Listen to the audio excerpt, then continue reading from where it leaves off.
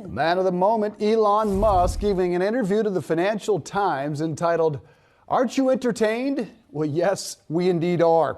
Elon touched on Twitter, Truth Social, living in space someday, President Biden, potential conflict in Taiwan, which he says would result in a 30% hit to the global economy, just FYI. Let's start with the most timely, though. Elon saying, "I'm not doing Twitter for the money. It's not like I'm trying to buy some yacht and I can't afford it. I don't own any boats, but I think it's important that people have a maximally trusted and inclusive means of exchanging ideas, and that it should be as trusted and transparent as possible." Elon also says of Truth Social, it's essentially a right-wing echo chamber. It might as well be called Trumpet. That was a big surprise for a guy who has at least apparently courted Donald Trump to return to Twitter. But let's start with the big part on Twitter there, Shauna.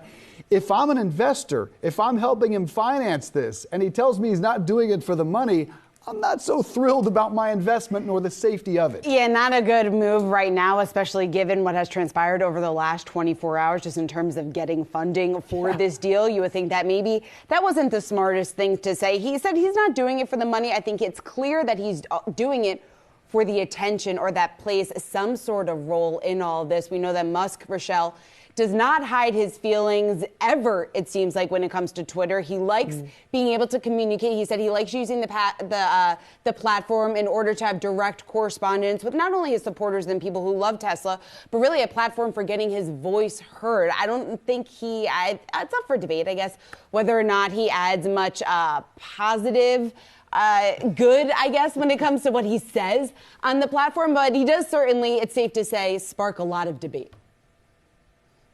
And obviously, this isn't the first time that he said he wasn't doing it for the money. But as you mentioned, if you're a shareholder or you're one of these banks that are involved in the financing, that's definitely not what you want to hear. But I think it also speaks to the fact that he does always seem to be driven by something bigger. So whether it's this plan, this everything, this X app that he's planning on, there does seem to be a plan in mind. Because you have to remember, at one point Tesla was not profitable, and people were like, "Where is this company going?" And he, was interestingly in this article basically crediting himself with the speed that now we've seen things like Tesla and electric charging, and governments now putting money into it. So maybe there's some big plan in mind. Obviously, it does not seem to be money, but a very interesting insight into how he thinks. And he certainly does set himself up for a lot of conflict and trouble when he just sort of has that sort of verbal diarrhea on Twitter, just says whatever comes into his mind, because you might end up footing the bill for Twitter, which is exactly how this started, with a tweet.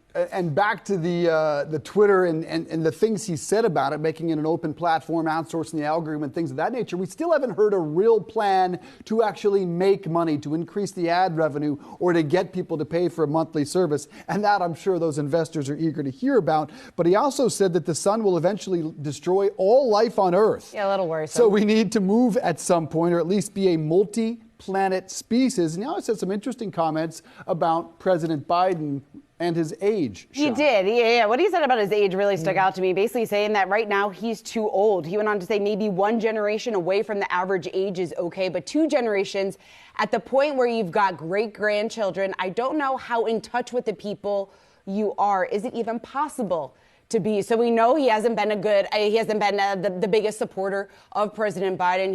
He's talked about a couple of times how he felt snubbed when he wasn't included in a couple of things that President Biden has done to promote electric vehicles. He did say he doesn't always agree eye to eye with Trump. What he also said, Dave, which was interesting to me, was what he had to say in terms of the independent and the super moderate super PAC to support candidates with moderate views, which I thought was also an interesting play there. And a very surprising tone for him to strike as well. I recommend reading this article. He is never dull. Yeah. Rochelle? True. I mean, even including international politics, that's a whole other kettle of fish.